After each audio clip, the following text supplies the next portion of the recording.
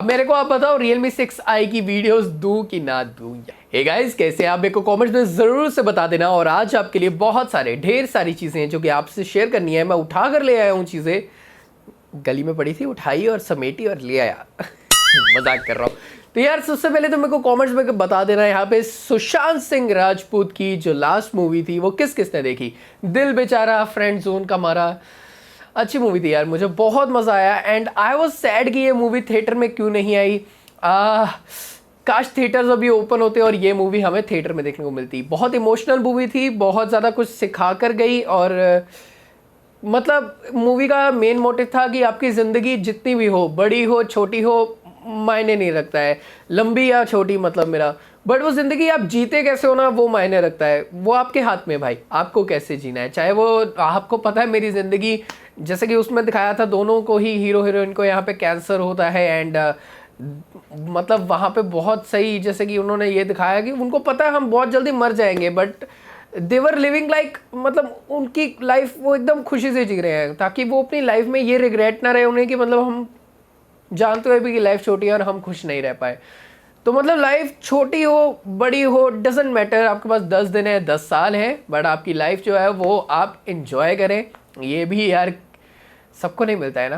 तो चलिए पहली खबर के साथ शुरू करते हैं। और ये जो पहली खबर आती है वो आती है हमारे पास ओके ब्लैक शार्क की तरफ से। ब्लैक शार्क ने यहाँ पे मतलब ब्लैक शार्क के सीईओ ने टीज किया और यहाँ पर ब्लैक शार्क 3S एक स्मार्टफोन हमें जल्दी देखने को मिल सकता है। एंड ये जो स्मार्टफोन है वो फाइनली आएगा स्नैपड्रैगन 865 प्लस के साथ। अब जितनी कंपनीज है अपने 865 प्लस लेकर आएंगी। अब Asus ROG को 144 हर्ट्ज वाली कॉम्पिटिशन कौन देता है, ब्लैक शार्क या कोई और, ये देखने वाली बात होगी इंडिया के अंदर। देखो चाइना के अंदर तो बहुत सारे फोन आते रहेंगे, लेनोवो शेनोवो, हमें इंडिया में मतलब है ज्यादा कि इंडिया में कौन लेकर आता है। नेक्स्ट न्यूज आती है पोको C3 के बारे में। पोको C1 C2 नहीं आए, वो रियलमी ने निकाल दिए थे, तो पोको कहता है हम C3 ले आते हैं। ऑल्दो रियलमी ने C3 निकाला है, शायद पोको को लगा होगा कुछ कमी रह गई तो हम भी निकालेंगे। तो पोको C3 यहाँ पर आता है, वहां पे बेंच मार्क्स निकल कर आते हैं। सिंगल कोर मार्क्स जो है वो है यहाँ पे 138, मल्टी कोर 472। तो ये एक एंट्री लेवल गेमिंग प्रोसेसर कह सकते हैं इसे।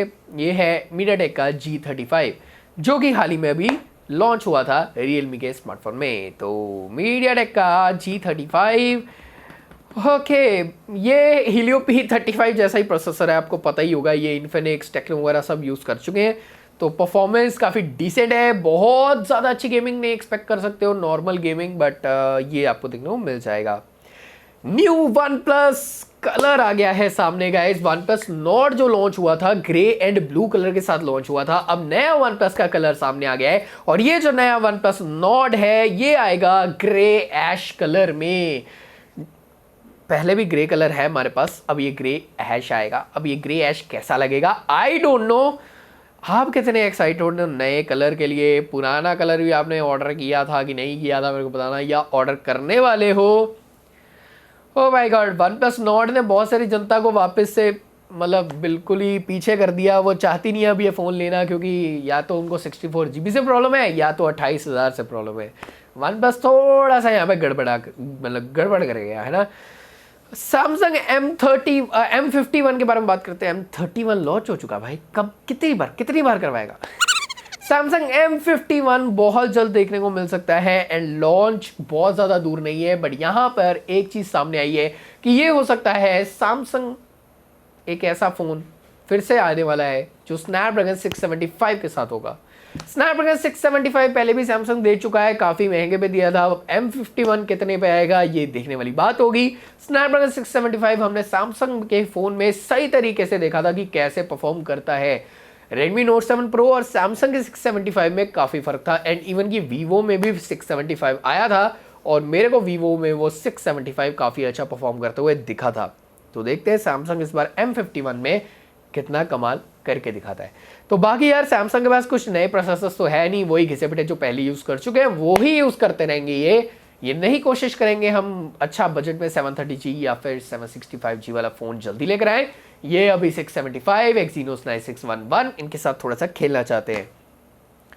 अब मैं बात करता हूँ सैमसंग की अगली खबर के बारे में। सैमसंग गैलेक्सी नोट 20 अल्ट्रा के बारे में एक बहुत बड़ी न्यूज़, 24 वॉट्स का चार्जर फिर से होगा बॉक्स के अंदर।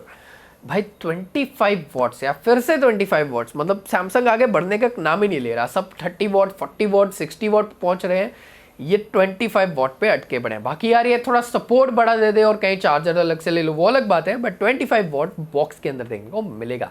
चलो अभी मिल रहा है, शायद अगले साल से वो भी देखने को ना मिले कि चार्जर ही ना हो, जैसे कि एप्पल ने अनाउंस किया है। तो Nokia 9.3 pure view, Nokia 7.3, Nokia 6.3 आपको देखने को मिल जाएंगे इस महीने अगस्त में या फिर सितंबर में, और इस महीनों में नहीं मिलते तो अगले वाले महीनों में, मतलब कभी भी आएंगे, पता नहीं कब आएंगे। नोकिया ने ये फ़ोन्स के बारे में बता दिया है, बट जब आएंगे तब देखेंगे। नोकिया से बहुत ज़्यादा उम्मीदें मेरी नहीं है, वैसे भी इतना कोई खास फ़ोन निकालते नहीं है, बट नॉन चाइनीज़ है तो इसीलिए लोगों में थोड़ा सा इंटरेस्ट रहता है, बट फ़ोन थोड़े तगड़े निकाले तो मज़ा आएगा। इन्फिनिक्स हॉट 10 लाइट जो है ये भी गूगल सपोर्टेड डिवाइसेस के अंदर आ गया है। मेरे को इन्फिनिक्स के फ़ोन्स में लाइट वर्ड तो पहली बार जचता ही नहीं है, क्योंकि यार इन्फिनिक्स के जो मेन फ़ोन प्रो होते हैं ना, जो प्रो वाले मॉडल होते हैं वो भी लाइट ही लगते हैं, और जब ये लाइट लग गया है तो ये कितना लाइट होगा, कितना हल्का होने वाला है मेरे को नहीं पता है। कमेंट्स में बता देना आप ये कितना लाइट होने वाला है और हमारे ऊपर कितना बोझ पड़ने वाला है।